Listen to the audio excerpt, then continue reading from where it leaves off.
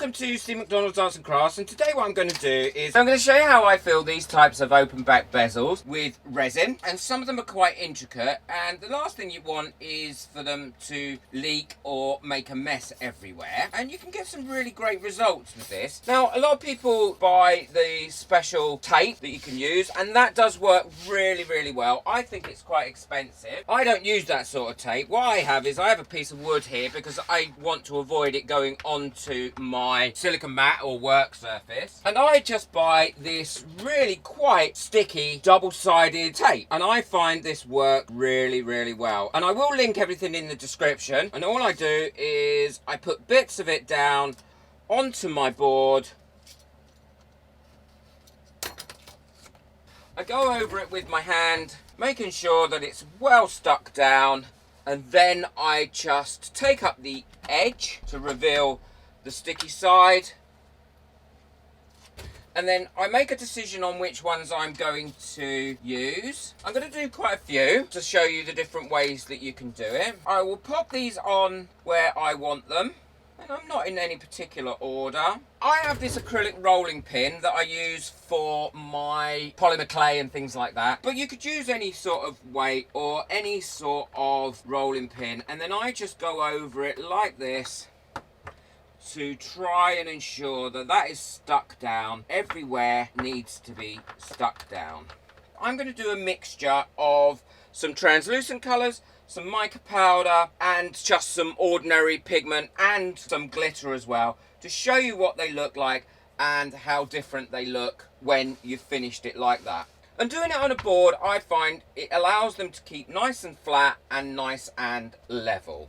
I use quite a variety of tools when I'm filling in open back bezels, and as you can see here, I'm using a micro brush, and I find that these work really well. You don't overfill, and you can get the delicate little features of the bezels in place.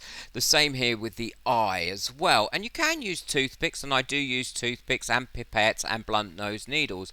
And as you'll see, I'm using a toothpick here just to get it into the very corners, and just topping it up with a bit more of the white opaque on a micro brush. Whenever you're using resin in a bezel, I would recommend using a thicker resin because you have more control of it. You want to be able to push the resin where you want it, not allow it to flow where it is going to go. A thinner resin will just run out and is more likely to leak under any little micro gaps between the bezel and the sticky tape that you've got underneath. Now, the same again with this spaceman. What I'm doing is I'm filling up his body with one colour, popping in some opaque pigment into his helmet using this micro brush, and that way it stays in those areas and it won't leak or blend into each other. This is a toothpick I'm using here, and I'm using this just to put these little white dots in. Now again, I don't want to overfill these because these are quite delicate areas, because the last thing I want is when I fill in the rest of that moon, I don't want the white to blend in any way with the colour that's behind. I want these little white bits to be showing, so the toothpick is ideal for this. Now I'm going to put this antique pigment paste into the rest of it, and again I'm using the toothpick and I'm moving that resin around where I want it to again avoid any spillover. And you don't need an awful lot of resin to fill these bezels up. You don't want to overfill them, because that way you don't have any clean up to do afterwards and you get real nice neat finishes. What I will do is I'll leave these for 24 hours to cure up, and then we'll come back. These are all cured now, and as you can see, there was no leakage.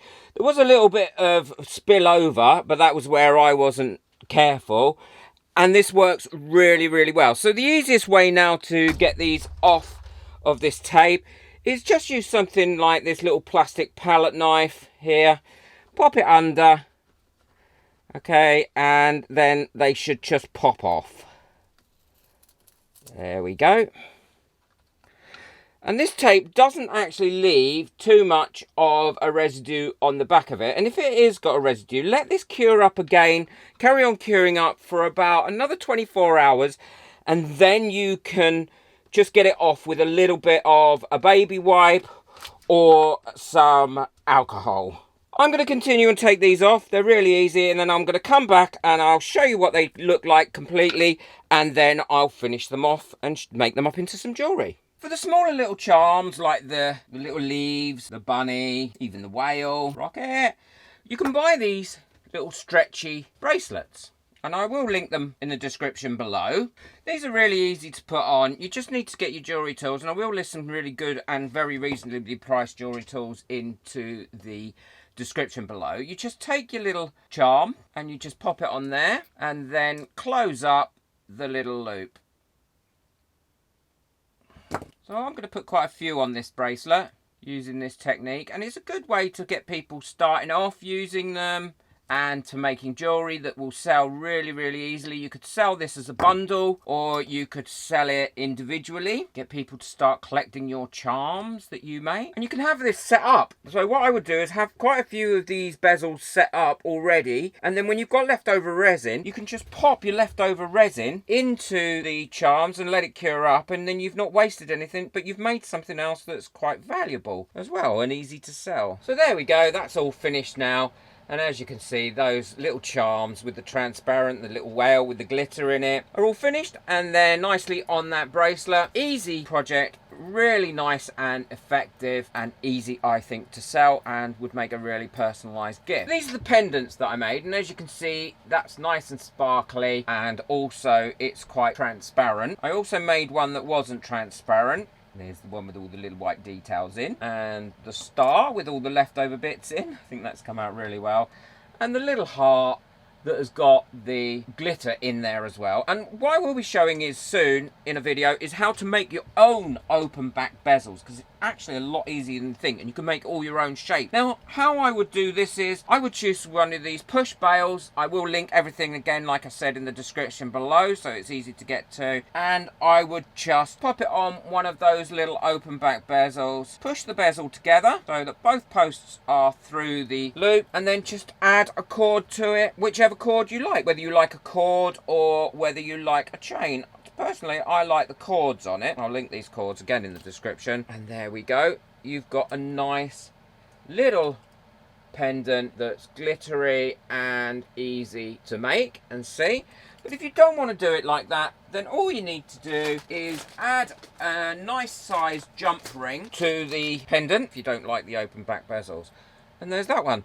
So the difference is one has a push bail on it and one has just a normal jump ring. I like both ways. Let me know in the comments what you think of this. It's a great way to use up bits of resin. It's also a great way to make stuff to sell and personalise for people. Don't forget, hit that subscribe button so you don't miss out on any future videos. And I will be showing in a future video how to make your own open back bezels. Let me know in the comments what you think and how you make your open back bezels. I have got a members only area. If you'd like to join and become a member, there's lots of different perks, including live streams and a VIP Facebook group that everybody can join. And if you're already a member and you haven't joined the VIP Facebook group, then check out the community tab. The link is in there. I really would like you to join it, because then we can get together. And also, members get the opportunity to message me direct, ask me questions, and I answer them quite quickly. And if you'd like to buy me a coffee just to say thank you and help me towards my pressure pot, I'm nearly there now. By the end of January I should have the pressure pot ordered. I'm about £100 away from the pressure pot and the actual compressor. Woo, it's so excited. Then please do. Everybody's name that has contributed towards the pressure pot will be cut out of vinyl and stuck onto the pressure pot as a thank you. Or if you just want to say thanks, buy me a coffee. Take care of yourself, enjoy your resin, bye.